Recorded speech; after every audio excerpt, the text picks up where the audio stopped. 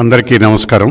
ఈరోజు ప్రధానంగా రాష్ట్రంలో ముఖ్యమంత్రి గారు ఒక అబద్ధాన్ని చెప్పి ప్రజలను మభ్యపరిచి ఆయనతో పాటు ఆయన మంత్రివర్గాన్ని ఇతర పార్టీ శ్రేణులను అదే అబద్ధాన్ని 100 సార్లు చెప్పించి నిజం చేయాలనే ప్రయత్నం కనపడుతున్నది.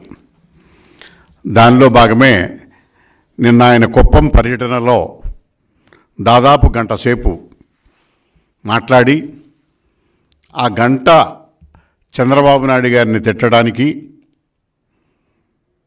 తన గురించి పొగుడుకోవడానికి సరిపోయింది. సుమారు 100 సార్లు చంద్రబాబు నాయుడు గారి ప్రస్తావన తెచ్చి అసభ్య పదజాలంతో చంద్రబాబు నాయుడు గారిని దూషించటమే కాకుండా కుప్పం ప్రజానీకాన్ని, కుప్పం ఓటర్లను అవమానపరిచే విధంగా వ్యవహరించారు. ఇట్లాంటి వాడిని మీరు 6 సార్లు 7 సార్లుగా ఎందుకు ఎన్నుకుంటున్నారు అని చెప్పేసి ప్రశ్నించారు.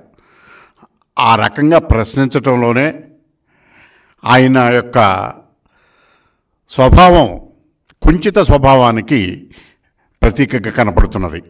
కారణం ఏమిటంటే ఓటర్లు 7 సార్లు ఎన్నుకొని 8వ సారి కూడా అత్యంత మెజారిటీతో ఎన్నుకోవడానికి సిద్ధంగా ఉన్నారన్న విషయాన్ని గ్రహించి ఆ కుళ్ళుమోతుతనంతో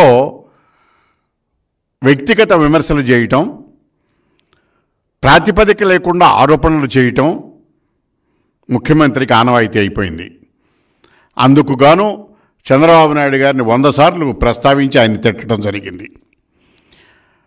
ఎన్నికల కోసం నువ్వు ఎన్నైనా మాట్లాడవచ్చు, కానీ నువ్వు ఒక ముఖ్యమంత్రి హోదాలో ఒక అధికారిక కార్యక్రమానికి వెళ్ళి ఆ కార్యక్రమంలో ప్రతిపక్ష నాయకుడిని చంద్రబాబు నాయుడు గారిని తిట్టడం, స్థానిక ఎమ్మెల్యేని గురించి స్థానికంగా 7 సార్లు ఎప్పుడు కూడా ఓటమి ఎరగకుండా విజయాన్ని సాధించటం, ఈ విషయాన్ని కనీసం ప్రస్తావించకుండా ఆయనని, ఆయన పార్టీని, ప్రజలని, ఓటర్లని అవమానపరచడం అనేది చాలా దురదృష్టకరం. ఇది ఆయన యొక్క మానసిక పరివర్తనకు ఉదాహరణ. మానసికమైనటువంటి అతని ఆలోచన విధానానికి దీనికి ఏ రకమైనటువంటి పేరు పెట్టాలో, మానసికమైన వ్యాధి అని పెట్టాలా లేకపోతే మానసిక రోగి అని పెట్టాలా అనేది ఆలోచించుకోవాల్సినటువంటి సమయం ఆసన్నమైనది. మానసిక వైకల్యానికి ఇది ప్రతీక. దానికి అనుగుణంగానే నిన్న ఏం చెప్పాడండి ఆయన? నిన్న ఎన్నికలకు వెళ్ళాడు, ఓ చెంబుడు నీళ్లు పారించాడు అక్కడ. ఇవాళ చూస్తే దాన్ని ఆపేశారు, మరుసటి రోజే దాన్ని ఆపేశారు. అంటే ఇది ఎన్నికలకు అనుగుణంగా చేసినటువంటి విధానం తప్ప, ఎన్నికల ప్రచారం కోసం చేసినటువంటి తప్ప రెండోది కాదు. ఎందుకంటే కడప స్టీల్ ప్లాంట్కి 4 సార్లు ఓపెన్ చేసినట్టుగా ఈరోజు వరకు కూడా శంకుస్థాపన చేశారు.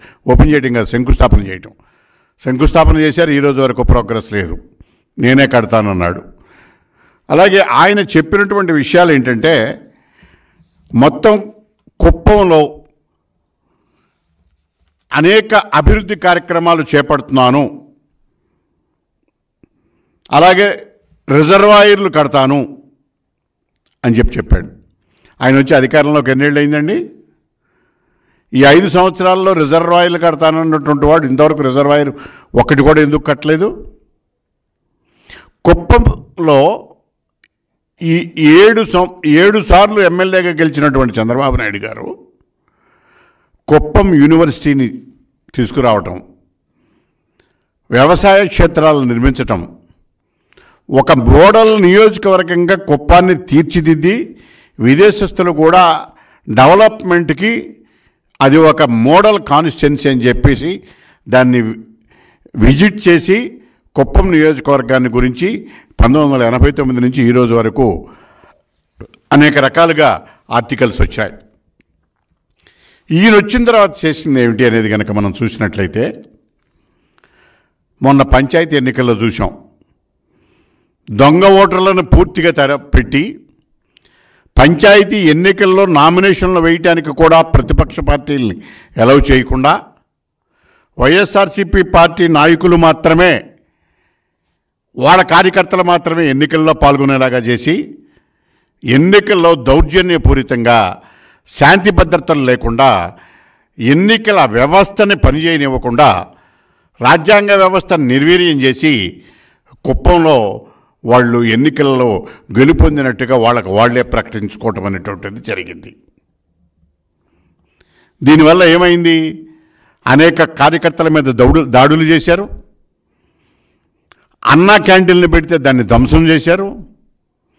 నియోజకవర్గానికి చంద్రబాబు నాయుడు గారు వెళ్తే వైఎస్ఆర్సీపీ కార్యకర్తల జెండాలు తీసుకొచ్చి చంద్రబాబు నాయుడు గారి ప్రొసెషన్లో పాల్గొని దౌర్జన్యం చేసి ఆయన మీదే హత్యా ప్రయత్నం చేశారు.